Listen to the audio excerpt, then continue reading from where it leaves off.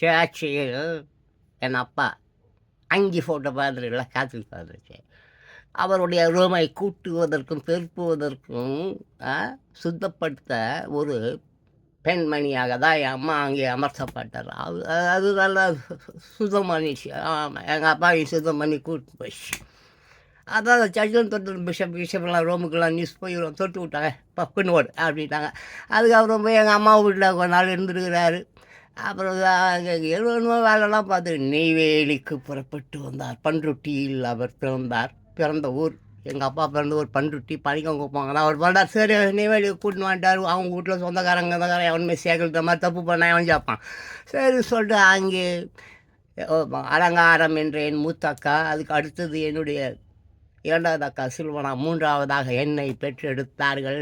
என் பெயர் John Bosco. 3/1/1963.